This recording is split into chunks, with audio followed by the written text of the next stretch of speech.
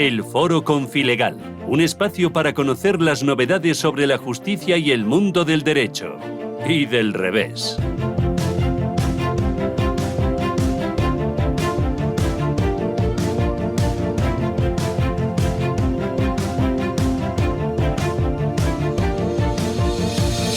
Buenas tardes amigos, soy Carlos Berbell y hoy hacemos el Foro Confilegal desde una gran ciudad española, Málaga, gracias a la colaboración de Add4U, robots de procesos públicos. Cuando los seres humanos nos ponemos a hacer historia, tendemos a analizar de un modo objetivo los acontecimientos que han tenido lugar para llegar a una conclusión. Tendemos a prescindir, las más de las veces, del factor humano, y eso es un error porque la Málaga de hoy no podría entenderse sin el factor humano, y más concretamente sin la figura de su alcalde, Francisco de la Torre. Son 21 años de gobierno municipal ininterrumpido y 4 años antes como teniente de alcalde con su antecesora Celia Villalobos. Bajo su bastón consistorial, la ciudad se ha modernizado, las céntricas calles se han hecho exclusivas de peatones, el turismo se ha expandido, si bien la pandemia también le ha afectado, ahora hablaremos de ello. Sin embargo, de lo que es responsable el alcalde Francisco de la Torre es de haber convertido su ciudad en el Silicon Valley del sur de Europa, merced al Parque Tecnológico de Andalucía, que en 2019 batió su récord histórico en número de compañías, empleo y facturación, 644 empresas instaladas, casi 20.000 trabajadores y más de 2.000 millones de euros de facturación. Desde octubre de 2020 la entidad cuenta con una nueva marca, Málaga Tech Park, con la que está potenciando su proyección internacional. La aportación de este Silicon Valley de Málaga al PIB de Andalucía, pongan atención, fue del 1,56%. El 7,95% de la provincia de Málaga y del casi el 20% de la ciudad de Málaga, lo que da una idea de su importancia para la economía local, autonómica y, por supuesto, nacional. Gracias a esta experiencia, la ciudad se encuentra en una posición privilegiada para hacer frente a un gran desafío, nada menos que la implementación de los fondos europeos de transformación digital, los fondos Next Generation de la Comisión Europea, 140.000 millones de euros, casi nada. Señor alcalde, bienvenido a Confilegal, a Foro Confilegal. Es un placer estar con vosotros, sois muy amable en esa introducción, pero todo lo que os he hecho aquí es compartido con mucha gente, quiero dejarlo muy claro. Lo sé, usted es un hombre de equipo, lo sé, pero siempre pensamos en quién lidera el equipo. ¿Se da usted cuenta, señor alcalde, de que próximamente van a disponer en su ciudad de 10 veces más dinero que el mejor año de licitación de los fondos europeos? Bueno, aún está por ver cómo va a ser ese tema, pero yo espero que sí, que dispongamos de una cantidad a la altura de los retos que tenemos planteados y sobre todo de la capacidad que los ayuntamientos en general, ¿no? Reclamo para ellos más protagonismo en los fondos europeos, en principio los previstos, y sobre todo poder opinar y participar en las decisiones que a nivel autonómico y a nivel nacional se tomen en relación con los municipios respectivos, ¿no? Creo que es un nivel local que permite tener una idea muy clara de qué es lo que más necesario es, más útil es, más eficaz es, para avanzar en esas preocupaciones que Europa tiene y que compartimos desde Málaga, ¿no? Yo a veces, pensando en las preguntas, me preguntaba ¿cómo han pensado hacerlo? Si han pensado hacerlo, porque tendrán que contratar a 10 personas, 10 veces más a las personas que tienen en estos momentos. No tiene por qué ser así. Parte puede hacerse directamente por nosotros, también hay colaboración pública-privada posible, ¿no? Entendible. De hecho, parece desde el gobierno que no se acaban de aclarar del todo cómo va a ser ese mecanismo, que puede trabajarse en esa dirección y eso facilitaría también la gestión en gran medida, ¿no? Y tenemos capacidad de poder llevarlo, ¿no? Sin tener que contratar tanta gente adicional. No se vayan, comenzamos este espacio de claridad. Esto es Foro Confilegal.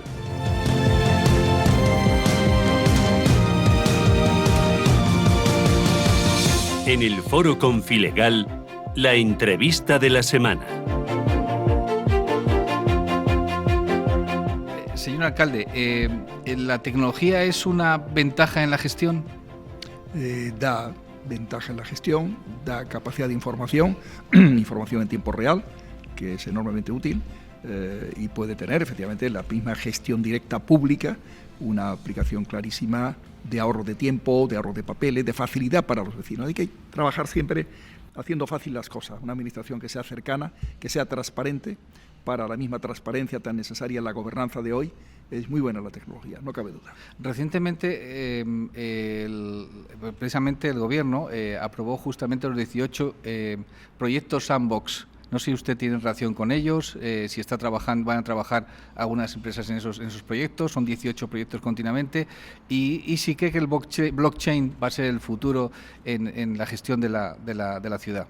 Blockchain es una tecnología que prestamos atención desde Málaga. Hemos hecho aquí ya foros, de los varios foros tecnológicos que tenemos en marcha en el Palacio de Ferias y Congresos de Málaga, desde Green City, que es el más antiguo veterano, Transfiere, que está también en 11 ediciones, Blockchain más joven, más reciente, pues Smart Agri-Foods Europa Startup Summit es otro muy interesante, que ha ido prosperando en los últimos años, Talent Buma.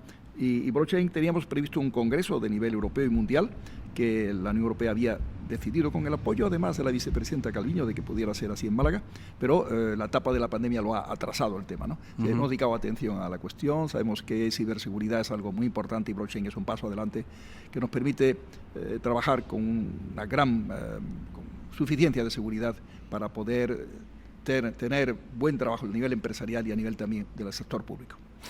La tecnología, ahora mismo el desafío que tiene es la adaptación directamente a la legislación. Tenemos siempre las novedades van por delante de la ley, en una palabra, ¿no? ¿Usted cree que la tecnología de aquí a 3 años podrá, o mejor dicho, la ley de aquí a 3 años podrá adaptarse a las nuevas modalidades de tecnología? Por ejemplo, hablaba con un compañero hace un momento del tema de los bitcoins. Son conceptos que al gran público no le entran demasiado, o por lo menos son demasiado claros, pero es una ventaja de futuro, ¿no? No hay duda, sobre eso hay distintas opiniones, es un tema que hay que escuchar también a los expertos de materia de economía financiera, de cómo eso puede funcionar, pero yo confío mucho en la capacidad, no solamente la que pueda tener España, sino la propia Unión Europea, ¿no? Que trata también de que las directivas europeas vayan marcando caminos para las legislaciones nacionales para poder estar a la altura de los retos que efectivamente la tecnología muchas veces nos plantea a la hora de convivir en ese marco tecnológico nuevo. El otro día el ministro de Justicia habló de los tribunales de instancia que iban a instalar o que próximamente iban a empezar a funcionar en España, y el presidente de la Federación Española de Municipios y Provincias, el señor Caballero, habló concretamente que esta era una de las aportaciones o apuestas para vertebrar España. No sé si usted comparte la idea con él. Yo creo que lo que más importa en esa materia, sin ser yo experto en esas cuestiones de justicia, es el que haya una mayor agilidad en la justicia. Yo creo que el ámbito de la tecnología, la gestión, vamos a decir, en el plano llamado administración electrónica aplicado a la justicia, le queda todavía un camino por recorrer. El mundo digital, en definitiva, haciendo más ágiles, y también la propia legislación tiene que ser en su propia estructura, ¿no? Podemos ser un Estado de derecho, pero con un nivel de garantías en cuanto a lo que hoy se llama un Estado garantista, a lo mejor es eso que dilata muchos plazos, ¿no? Es muy importante que haya esa agilidad en los temas, por ejemplo, de concursos de empresas que tengan problemas, cuando hay crisis, etcétera. La situación en que se queda una empresa en plano concursal a veces conduce a la desaparición casi de la empresa y todos los puestos de trabajo. Si hay agilidad en poner administradores adecuados para salvar, consolidar la empresa, eso se puede resolver con rapidez. Pero hace falta los juzgados necesarios desde el punto de vista de esos asuntos, digamos, económicos, ¿no? Y no falta, ¿no? Y falta luego la agilidad también necesaria en el plano que antes decía. Eso me parece casi más importante y urgente que lo que antes comentaba, ¿no? Me imagino. Usted apostó desde el primer momento por 3 variantes o 3 bases en la gestión de la ciudad. Una es turismo, otra es cultura y otra es tecnología. ¿Cuál de ellas le ha dado más resultado? Cultura y tecnología son base, porque el turismo viene como consecuencia de tener una ciudad atractiva, ¿no? Una ciudad atractiva supone que a las condiciones naturales de clima, de paisaje, de luz, de ser una ciudad mediterránea, que es consustancial en Málaga, todo eso, le añades pues un espacio petronalizado, un cuidado del patrimonio, una limpieza suficientemente esmerada, jardines, etcétera, y luego esos equipamientos culturales que lo planteas para los ciudadanos y que evidentemente luego tiene su atractivo para el que viene de fuera, ¿no? La tecnología es un componente muy importante, no solamente el parque tecnológico, el Polo Nacional de Contenidos Digitales, la propia universidad, la startup, en fin, la vida que tiene la propia ciudad para captar también iniciativas tecnológicas y empresariales en el espacio no solo del parque tecnológico, sino de la propia propia ciudad, como consecuencia de esas mismas cuestiones. O sea, yo me he encontrado ingenieros de algunas de estas multinacionales que están en Málaga, como Oracle, por ejemplo, lo recuerdo que me reconocían y me hablaban en términos muy elogiosos de la ciudad, y uno concluía diciendo, es que Málaga es una ciudad completa, ¿no? Ahí incluía la gastronomía, la amabilidad de la gente. Málaga es muy acogedora, muy cordial, muy hospitalaria. La gente se siente aquí como si hubiera nacido aquí, como si fuera, nadie distingue entre nacido en Málaga o nacido fuera de Málaga, ¿no? Claro, como si fuera de Madrid, entonces. Bueno, absolutamente. Yo diría que más todavía, muy abierto, ¿no? Y así las distintas culturas han ido sumando con mucha naturalidad. El siglo XIX fue una época en que Málaga recibía, de alguna forma, como una avanzadilla de lo que pasaba en el siglo XX y XXI, a muchísimos europeos, ¿no? Que venían en plan de hacer negocios y vivir aquí, etcétera. Todas las nacionalidades que hoy están en la Unión Europea y fuera de la Unión Europea han estado presentes. Entonces, la historia del cuerpo consular de Málaga, hay una finca llamada La Cónsula, por el cónsul de Prusia. No existía Alemania todavía, ¿no? A principios del XIX, y ya eso dio nombre a una finca donde tenemos una escuela de hostelería en relación con la propia Junta de Andalucía, muy maja, una casa que, siendo de unos americanos después, en el siglo XX, ahí estuvo Hemingway, tiene su historia, y Ordóñez, etcétera, ¿no? Estoy hablando de los años 50 del pasado siglo, ¿no? Como anécdota, ¿no? Que me viene a la memoria al hilo de ese carácter cosmopolita de Málaga, ya desde finales del 18, ¿no? Cuando se abre el puerto al comercio internacional, al comercio de América, con la apertura que hizo Carlos III. Eso fue muy vital para el lanzamiento de la Málaga del 19. ¿De qué forma favorecen ustedes la implantación de las empresas tecnológicas aquí en Málaga? ¿Qué les dan? Nosotros lo que tenemos en nuestra mano, antes hemos hablado un poco, ¿no?, de las competencias que tienen los ayuntamientos, son escasas competencias para ese tipo de cuestiones, pero sí podemos ofrecer eso, una ciudad atractiva, antes lo decíamos, no solamente para venir unos días de turistas, sino para vivir meses o años, ¿no? Y decir, bueno, esa es mi ciudad donde yo quiero crear mi empresa, etcétera, mi sueño de vida activa lo haré en Málaga, etcétera. Y lo que ofrecemos sobre todo, además de este atractivo general, es una buena acogida también en lo que llamamos soft landing, o sea, aterrizaje suave y atractivo para los que vienen. Si es una empresa que tiene que trasladar o invitar a gente que venga de otros sitios, pues que mientras conoce la ciudad le demos como un cursillo intensivo, de una manera amable, no se trata de curso de horas, de dónde puede encontrar casa, vivienda, etcétera, colegios, cuál es la oferta cultural, la oferta deportiva, facilitar ese conocimiento, esos primeros días, no se sienta perdido, ¿no? Ese tipo de acogida es interesante, crear luego lazos entre las propias empresas que llegan, ¿no? En ese sentido. Luego, el marco general para esas cuestiones es lo que haga a nivel autonomía o el propio gobierno, las facilidades que se puedan dar, si hay algún tipo de incentivo a la inversión, pero es un tema que no está tanto a nivel nuestro. Eso, ¿no?, es lo que iba a decir. Usted alguna vez se ha quejado justamente de que el ayuntamiento adolece de una serie de competencias que quizás las tuviera, podría favorecer el crecimiento económico. Sí, en ese sentido, en este tema concreto a lo mejor no tanto, porque ahí tiene que ser una política más bien regional y no de competencia muy local en cuanto a tipo de ayudas específicas de un ayuntamiento en relación a otro, ¿no? Entiendo que puede ser regional o de tipo nacional, ¿no?, porque así es como se ve un poco el tema en Europa, pero sí hay otras muchísimas competencias que están a nivel autonómico que deben ser en el ámbito local, ¿no? Las políticas de viviendas, eso lo tengo clarísimo, de rehabilitación, construcción de nuevas viviendas, la política de instalaciones deportivas, la política social, las políticas activas de empleo, esos son típicamente locales y sin embargo no fueron transferidas en ninguna autonomía que yo sepa cuando Madrid, el gobierno central, las traslada a las autonomías a lo largo de la década de los 80, ¿no?, que fue una década de muchísimas transferencias de competencia.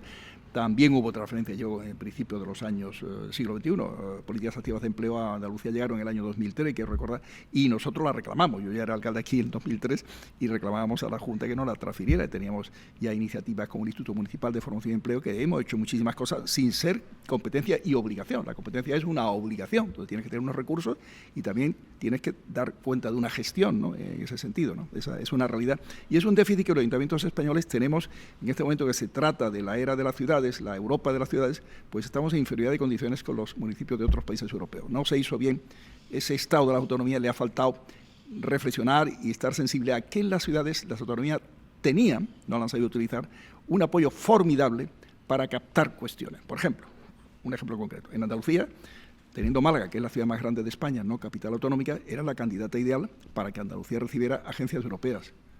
No lo ha hecho. No lo podía haber venido la agencia de medicamentos, aquella que se marchó. Le dimos una batalla muy seria, ¿Sí?, a ese tema. Sí. Desde el primer minuto vimos claro que el Brexit producía la salida de Londres, la agencia de medicamentos, y hubiera sido lo más importante para España. Lo digo sinceramente. El ministro Guindo lo vio muy claro y apoyaba con mucha claridad. El gobierno español de entonces estaba centrado en el tema catalán, ahí le apoyó también el PSOE y Ciudadanos, a lo que hacía el gobierno de Rajoy, y apostaron por Barcelona equivocadamente. Nosotros dimos una batalla muy fuerte, no tuve ninguna sensibilidad o apoyo de la Junta de Andalucía, la presidenta de la Junta ni me recibió para hablar de este tema, porque no era un tema para Málaga, era un tema para Andalucía, para todo el sur de España, porque hubiera sido un mecanismo de desarrollo regional para todo el sur de España enormemente barato para Europa, ese es el gran argumento ante Europa. Se ahorraba dinero en relación a alquilar edificios como lo de Londres, carísimo, o Ámsterdam, donde se ha ido al final, también más caro que Málaga, y además el nivel de salario está ligado en parte de él al costo de vida, con lo cual también se ahorraba dinero, ¿no? Y hubiera sido poco a poco el que hubiera ido calando en el sur de España toda la industria del mundo de la salud, farmacéutica, biotecnología. Bueno, es un mundo que en el siglo XXI va a tener un desarrollo inmensamente importante. Ahora estamos de actualidad el tema de la salud con la pandemia, y hubiera sido muy bueno, realmente poderosísimo. Bueno, ahora tienen un gobierno afín, ¿no? Supongo que sea más fácil.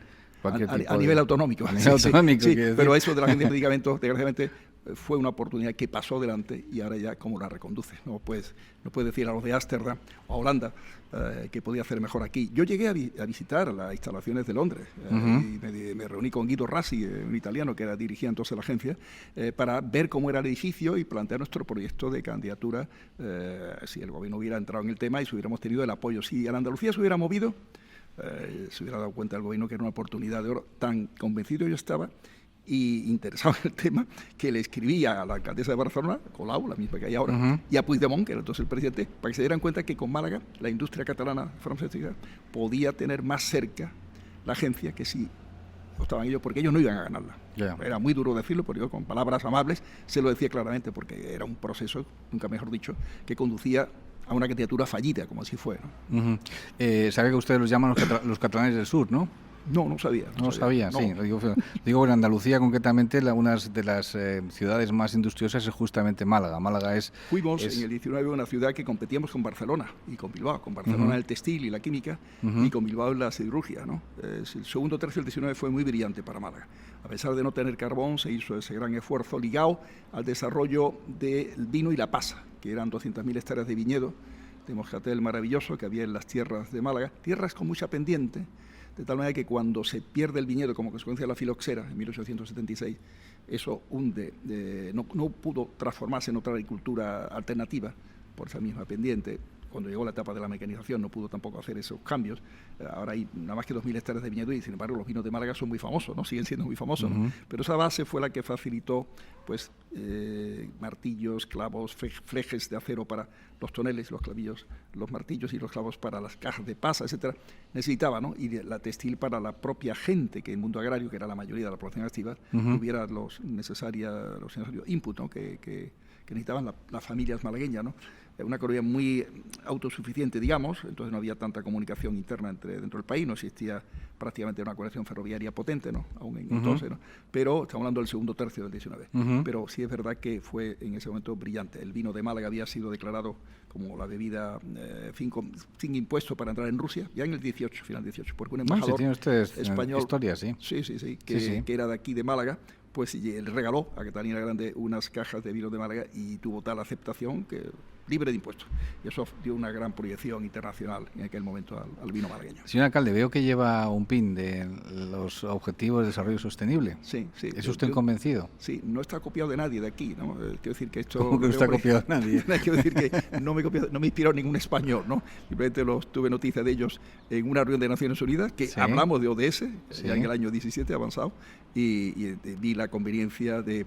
Bueno, no porque tuviera PIN, sino porque estoy convencido de que es bueno trabajar en esa dirección, es bueno para las empresas de Málaga, es bueno para la administración de Málaga, es bueno dar la imagen, pero real, de que somos una ciudad que se trabaja proactivamente. Tenga cuidado que le pueden tomar por socialista. No me importa que piensen eso, porque no lo soy. Sí tengo una cierta sensibilidad socialdemócrata, pero creo profundamente en la capacidad de la libre iniciativa del mercado, la fuerza del mercado, su capacidad de generar riqueza. No soy de los, digamos, rígidos planificadores blanqueadores, ni mucho menos, ¿no?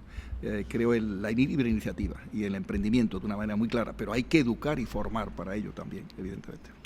Me recuerda mucho a lo que decía Willy Brandt. Willy Brandt decía que era socialdemócrata justamente porque había que promover la iniciativa privada para que tuvieran éxito y poderles luego después taxar y poder crear más riqueza a su vez.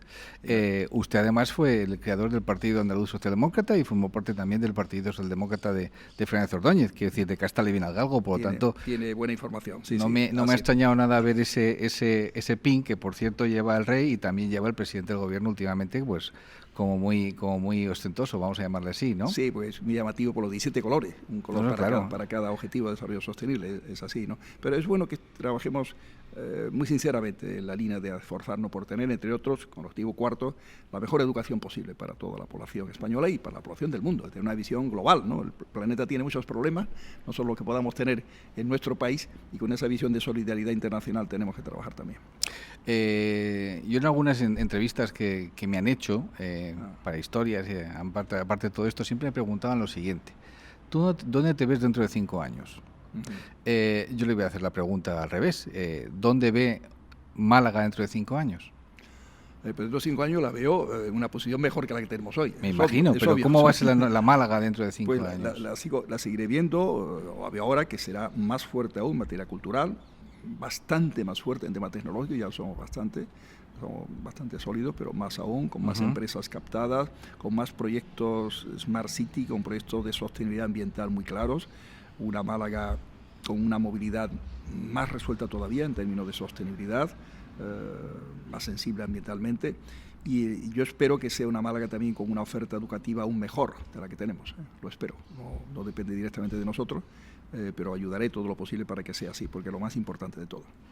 Dentro de exactamente un año más o menos, empezarán, vuelvo a la pregunta del comienzo, a caer menos de un año, los fondos Next Generation, una palabra. ¿A ustedes el gobierno en algún momento les ha citado o los ha convocado para decidir cuál es el trozo del pastel que se lleva cada uno y de qué forma y demás, o no? No, hasta ahora lo que hemos hecho es, siguiendo las indicaciones que el gobierno nos daba a través de la autonomía, de preparar un programa, lo hemos hecho, presentamos un programa de casi 70 proyectos antes de fin del año pasado, del año 2020, y de esos proyectos irán saliendo cosas, espero, ¿no? No hemos presentado manifestaciones de interés, que ha habido abierta, pero no es una citación a nosotros, sino que hemos procurado con empresas también ayudar a configurarla, ¿no? Una para desarrollar la microelectrónica, que le hemos llamado Innovalia, un poco en la línea de los que suena a Tecnalia, algo parecido, pero con una vida más breve, corta en el tiempo, ¿no? Que es lo que tiene Tecnalia, que lleva ya bastantes años trabajando en el País Vasco, ¿no? Y cosas parecidas. En esa línea estamos acudiendo a algunas de estas manifestaciones, a estas convocatorias, pero no ha habido, tampoco por la FEIN, tenemos noticia de que haya un querer contar con los ayuntamientos de una manera importante. Puede que al final, por esta vía indirecta, el papel nuestro tenga un cierto peso, más del que se hablaba de no llegar al 2%, de distribución de fondos a nivel de ayuntamientos, pero creo que el gobierno debiera ser en este sentido sensible a la capacidad que podemos tener de ayudar. En definitiva, yo trato de que podamos aportar nuestra capacidad de gestión para que se gaste bien los fondos europeos, se gasten, punto primero, y se gaste lo mejor posible, ¿no? Don Francisco de la Torre, alcalde de Málaga, 21 años en el cargo, que le vaya bonito. Muchísimas gracias por estar con nosotros aquí en Foro Confilegal. Ha sido un placer. Muchas gracias a ustedes.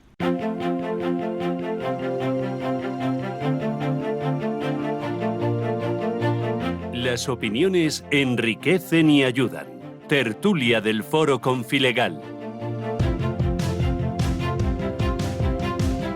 Continuamos en Confilegal, en Foro Confilegal, esta vez centrados en un tema de máxima actualidad, la ciberseguridad, en un espacio patrocinado por Ad4U, empresa especializada en la digitalización del sector público a través de la robotización de procesos. ¿Qué es esto? Bueno, después lo explicará justamente su responsable.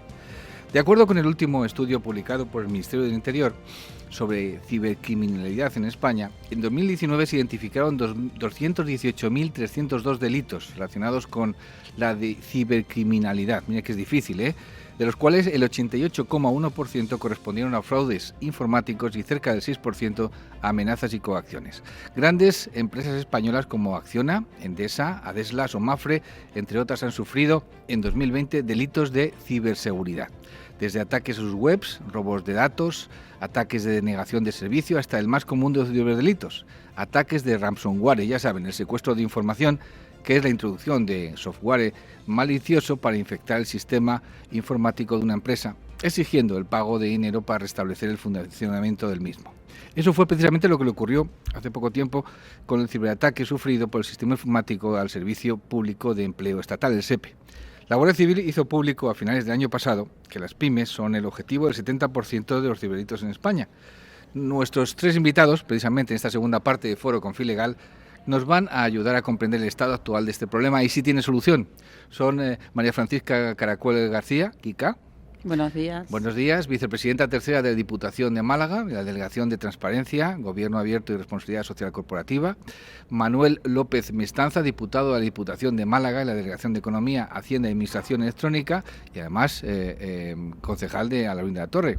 Bien hallado. Muy buenos días, muchas gracias. Y nuestro último invitado es Miguel Ángel Domínguez, consejero delegado de Ad4U y nuevo presidente de la Asociación Nacional de Blockchain, Alastria. Bienvenido igualmente. Muy buenos días, Carlos. Kika, las cifras que he relatado, según los expertos, son la punta del iceberg, porque un gran número de empresas y de instituciones no denuncian por temor a ver afectada su reputación. ¿La situación es tan seria como dicen? Sí, completamente. Es totalmente afirmativa la respuesta a la pregunta que hace. Es la punta del iceberg. Muchas veces no se denuncia o no se hace público, no solamente por la merma de la reputación de la empresa, sino también porque de alguna forma parece que se puede estar invitando aún más a los ciberdelincuentes a seguir practicando ataques por considerar que hay vulnerabilidad en esas empresas. Entonces es verdad que es un problema realmente grave porque afecta a información y a la vida de las empresas, a la vida de las empresas en lo que es el sector privado y a la información en la administración pública. Hay una administración muy sensible y que tratan los ciberdelincuentes de llegar a ella. El 9 de junio próximo, si mal no tengo entendido, se celebrará el primer Congreso de Ciberseguridad, organizado precisamente por la Diputación de Málaga. Y la primera ponencia es la suya, presente y futuro de la ciberseguridad en la Diputación. ¿Cuál es el presente y cuál es el futuro, Kika? Hombre, el presente y el futuro pasa por la formación. Nosotros estamos trabajando muchísimo en la formación de los empleados públicos. Una encuesta, un estudio del Centro de Formación Profesional Europeo hablaba de que entre 16, el sector de población de 16 a 74 años, el nivel de formación digital es bajísimo, cuando en el 2025 se espera que el 70% del empleo vaya unido a lo que es una digitalización, una alta. Entonces, nosotros en el sector público, ¿qué podemos hacer? Trabajar en formación con nuestro personal, porque al final el lema del Congreso es la seguridad empieza por ti, porque el factor humano al final es el decisivo. Ese correo malicioso que recibimos, ese virus que llega con el membrete a lo mejor de Policía Nacional, como se está utilizando mucho ahora la Policía Nacional para recibir mensajes con virus, es el dedo nuestro al final el que hace el clic y el que en ese momento abre las puertas para todo ese virus. Eso es lo que ha pasado ahora pues con el teletrabajo. En la pandemia los delitos se han incrementado considerablemente porque al tener todo en Internet, bueno, pues se han abierto muchas más puertas y ese factor humano, bueno, cuando entra en juego el factor humano, todas las murallas que tratamos de poner para evitar esos ataques, pues no sirven de nada. Claro. Señor López Mestanza, en su ayuntamiento, Alaurín de la Torre, supongo que habrán recibido también algún tipo de ciberataque y también aquí en la Diputación. ¿Qué tipo de defensas tienen? Bueno, el problema de todo esto, yo creo que las administraciones, y no lo digo en el caso de Diputación, que siempre ha sido pues una avanzada en muchos temas y en este también, es el problema que llegamos tarde muchas veces para cometer este tipo de ataques y de delitos. Y el problema está en destinar recursos y me echo tierra yo encima también, que muchas veces los políticos, hablo en general, pues parece que no ven necesario, ¿no? No ven necesario o no advierten del peligro y del problema que se origina cuando se reciben estos ataques o cuando, digamos, se secuestra, entre comillas, información, ¿no?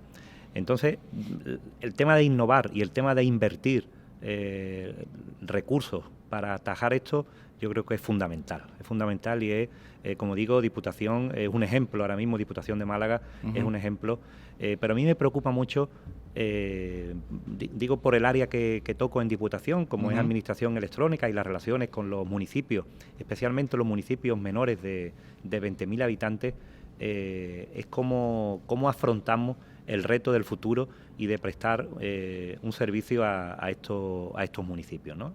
Y eso, pues, el área que lleva mi compañera, Kika Caracuel, y en relación directa con Administración Electrónica, con informática de aquí de Diputación, pues es un reto que se presenta importante para los próximos tiempos. Señor Domínguez, usted es uno de los grandes expertos en este campo. Su empresa, por cierto, se dedica a los robots de procesos públicos. Antes que nada, ¿en qué consiste eso? Porque me suena... A ver, lo explicaban los dos diputados. Estamos en un mundo de cambio constante. Hace unos años empezamos a digitalizar los procesos. ¿Qué es digitalizar? Lo que hacías antes con una hoja de papel, pues lo empezaste a hacer con un PDF, con un documento electrónico. Una firma que hacíamos a mano con un sello, la empezamos a firmar con una firma electrónica. Esa es la primera fase, digitalización. Luego venía la segunda fase, la transformación digital. ¿Qué es transformar digitalmente? Aprovecharte de los datos que has ido obteniendo digitalizando para dar mejores servicios. Y ahora estamos en una tercera fase, que es la de roboticemos los procesos. ¿Qué es robotizar? Si una máquina puede repetir un proceso, no pongas una persona a hacerlo. Piensa en la robotización de la fabricación de coches. Si hay que hacer una soldadura, la máquina hace mejor la soldadura que la persona. Y pones a la persona a lo que la máquina no es capaz de hacer, que además es mucho más interesante intelectualmente. Es decir, las personas harán el informe técnico jurídico que necesita de su razonamiento y demás, y las máquinas repetirán los procesos que se hacen 50.000 veces al año sin que tengas que poner una persona a poner sellos, que es lo más desagradable. Eso es robotizar procesos. ¿Esto conllevará algún tipo de pérdida de puesto de trabajo o no? Me va a decir que no. No, y te lo voy a justificar. Las organizaciones están diseñadas para su funcionamiento medio. ¿Dónde funciona muy bien la robotización de procesos? Pues funciona muy bien, por ejemplo, ahora estamos en un momento en el que va a haber que hacer un montón de reparto de ayudas y subvenciones Next Generation y la organización no está dimensionada para esa ayuda. Eso es un pico fundamental. Ahí escala mucho mejor poner un robot de procesos que lo montas una vez, el robot realiza las 200.000 expedientes que tienes que hacer y no pones a las personas durante 10 meses a estar destrozadas. Es decir, el robot lo pones cuando hace falta y la persona la tienes para el funcionamiento medio de la organización. ¿Cómo contribuye esto a luchar contra la ciberdelincuencia? Pues a ver, los robots se equivocan menos que las personas. Lo que decía Kika de la persona al final es la que hace clic y abre la puerta.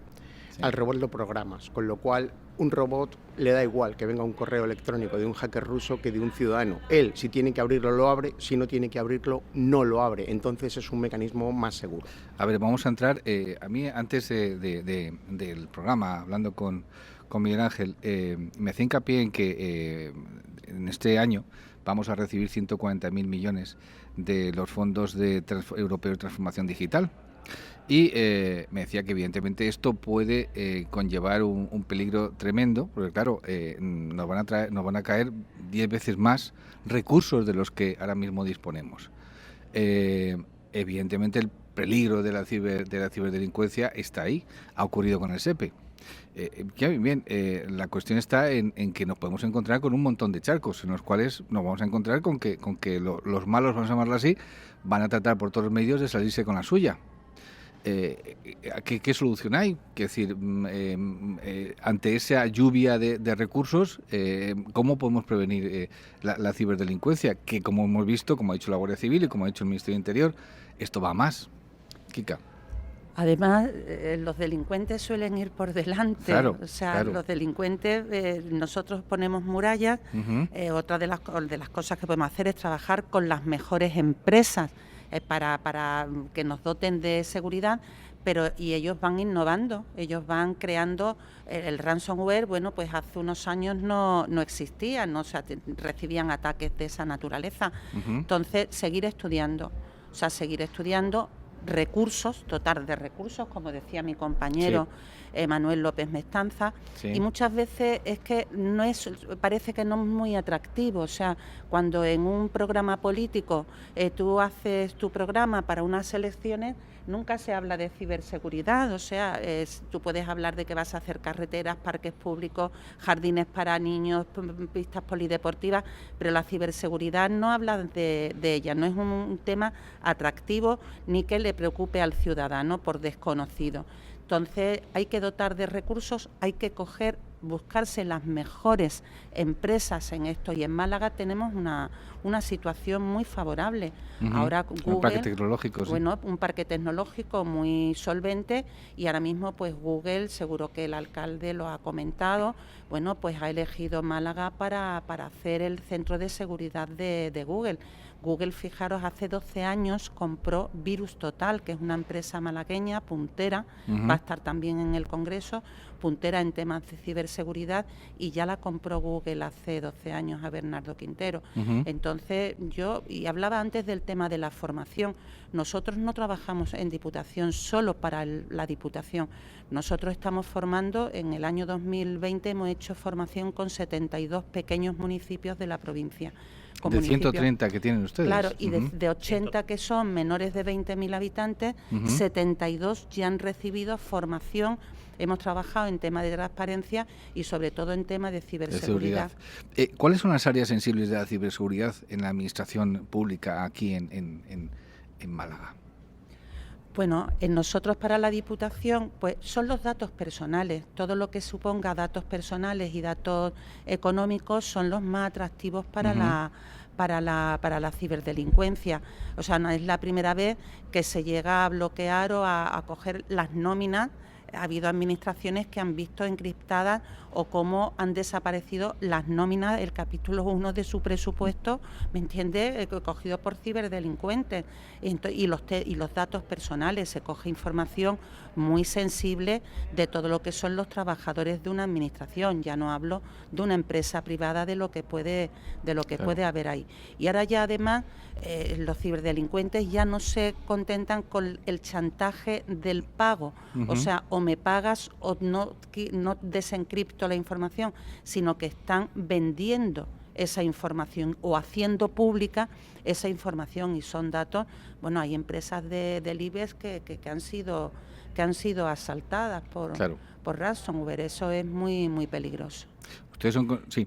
No, sí, al hilo de lo que comentaba Carlos anteriormente, no quería dejarla, antes que se me pase, lo del tema de los fondos europeos, que es una oportunidad histórica, si se sabe aprovechar, evidentemente, para acometer pues esa deseada modernización que necesitan las administraciones públicas en España. Es verdad que durante la pandemia pues hemos operado al límite, es decir, las cosas han salido, pero han salido con muchas dificultades. Hemos dado un ejemplo también las administraciones públicas de saber adaptarse a la nueva realidad. La Diputación, repito, ha sido un ejemplo de ello desde el minuto 1, y durante el último año el avance en la transformación digital de la economía, pues yo diría que en el último año yo creo que ha sido equivalente a varios años si se hubiera mantenido el ritmo anterior, ¿no? Es decir, hablamos que tenemos una oportunidad histórica de adaptar las administraciones públicas al mundo, no voy a decir al mundo que viene, sino al mundo en el que estamos, ¿no? Es el mundo digital que es imparable. Que es imparable. Miguel Ángel, a ver, usted es ahora mismo el nuevo presidente de Alastria, la asociación de blockchain, nacional de blockchain. ¿De qué forma el blockchain puede o va a contribuir en un futuro a luchar contra la ciberdelincuencia? Porque lo tiene usted muy claro, ¿no? Sí, vamos a ver, el blockchain tiene enormes ventajas. Es una tecnología súper prometedora que en los próximos 5 o 10 años cambiará nuestra vida. Entonces estamos en ese momento de aprendizaje, como siempre, con la tecnología, que nos permite hacer cosas que van a funcionar muy, muy bien. Por ejemplo, ¿qué tipo de cosas, qué tipo de ventajas tiene el blockchain para ser una tecnología más segura? Pues en un blockchain la información no está en un único punto, se distribuye en diferentes nodos, con lo cual si tú tienes la misma información repartida en 20 nodos distintos, no vas a tener la mala suerte que te encripten los 20 nodos el mismo día. Eso limita la posibilidad de la ciberdelincuencia tal y como la entendemos, además de muchas otras múltiples ventajas como la identidad digital con una experiencia de usuario mucho mejor, la posibilidad de tener trazabilidad de toda la información, con lo cual siempre comentaban que el blockchain era la tecnología que evitaría los posibles casos de la corrupción tal y como la entendíamos. Es decir, si tú tienes la información guardada en un blockchain, es imposible que nadie la manipule. Con lo cual, aparece un caso de corrupción, vete 6 años atrás, míralo, queda todo trazado, queda todo audizado, nadie lo puede modificar, es inmutable. Entonces, la verdad es que el blockchain será una tecnología que cambiará nuestra vida en los próximos años. El blockchain, por ejemplo, evitaría vamos a decir, un secuestro como el del SEPE. Vamos a ver, si tú tuvieras la información del SEPE en los nodos de un blockchain, te hubieran encriptado un nodo, pero lo tendrías en 19 nodos más, con lo cual apagas el nodo que te han encriptado, tienes el resto de los 19 y sigues trabajando. Eso es una gran garantía de seguridad, porque al final lo que haces es no pones todos los huevos en la misma cesta. Vas poniendo un huevo en cada cesta, con lo cual es prácticamente imposible que te vayan a encriptar toda la información en diferentes nodos. Es el único camino, perdona, es la única vía para poder preguntar antes qué se puede hacer contra esa ciberdelincuencia. Bueno, pues innovar y ponerle dificultades. Eso se está haciendo. Bueno, pues dentro de unos años ellos buscarán la forma de llegar a esos nodos diferentes, pero bueno, no hay más remedio que ir poniéndole dificultades. A ver, estamos hablando de que el blockchain puede ser el blindaje definitivo contra este tipo de ataques de ciberdelincuencia. No me pongas esa cara. Como decía Kika, los delincuentes siempre estudian para poder seguir delinquiendo.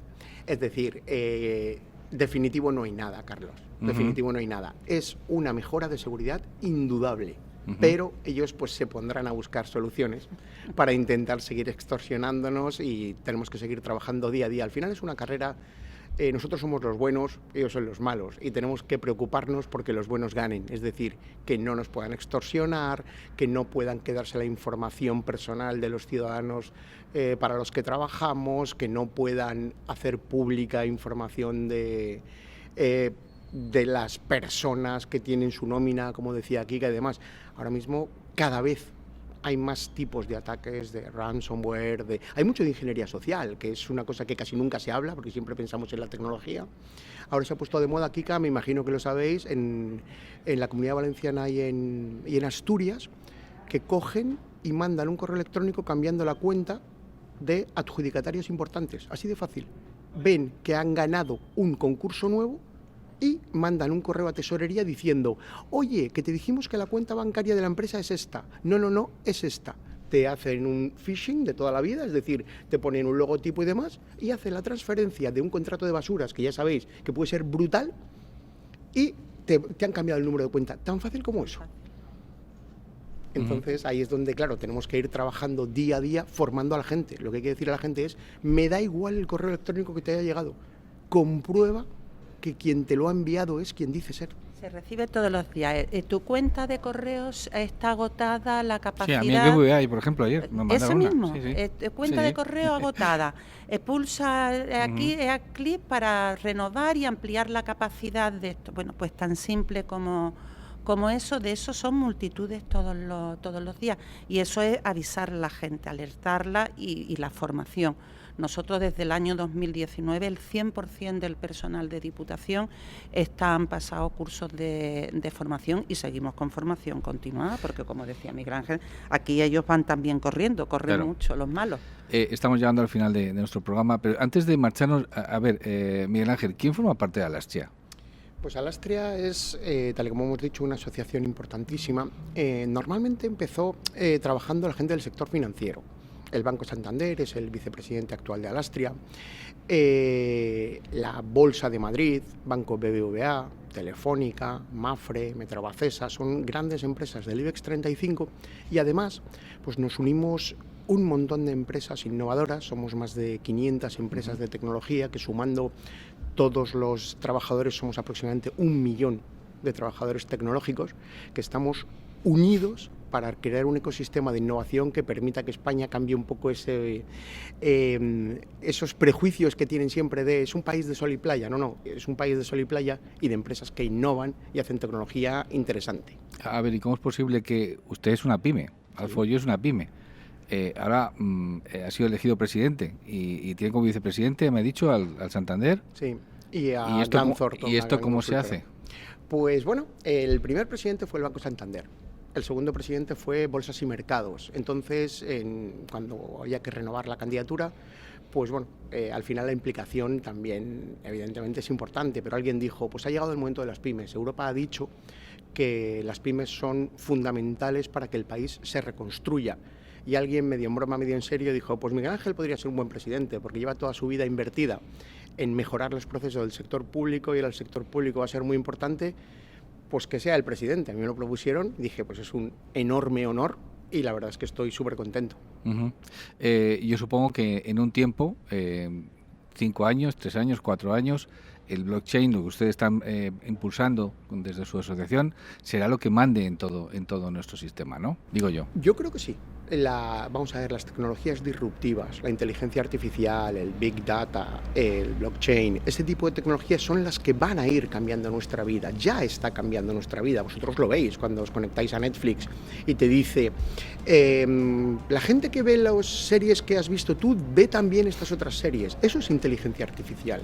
Y ya tiene utilidad. Pues con el blockchain ocurrirá lo mismo. Dejaremos de tener monedas en el bolsillo para tener solo un wallet en el que podamos pagar con criptomonedas, empezaremos a tener sistemas de seguridad e identificación facial para no tener que venir con un certificado digital tal y como ahora tenemos que hacer a firmar una transacción en la sede electrónica, sino que podamos mirar al móvil y decir, pide a la Diputación el curso de no sé qué. Te verá la cara y lo enviarás. Este tipo de cosas son las que con este tipo de tecnologías innovadoras podremos ir consiguiendo. Bueno, Kika Caracol García, vicepresidenta, tercera Diputación de Málaga, don Manuel López Mestanza, diputado de Diputación de Málaga y también concejal de Olinda de la Torre, sitio precioso por cierto, y Miguel Ángel Domínguez, consejero delegado de Ad4You y presidente de Alastria. Gracias por estar aquí en nuestro programa en Foro Confilegal. Ya saben que nosotros nos dedicamos a tratar de descubrir lo que dice el futuro, lo que viene, y yo creo que en el programa que hemos tenido hoy aquí en Málaga lo hemos descubierto. De nosotros dependerá evidentemente de que nos vaya bien o nos vaya mal, por la cuenta que nos tiene. Que no vuelva a ocurrir del SEPE, eso sí, eso es fundamental. Muchas gracias a todos por su asistencia y a ustedes que nos están escuchando. Ya saben, nos vemos en una nueva etapa, en un nuevo momento, en un nuevo programa de Foro Confilegal. Hasta pronto.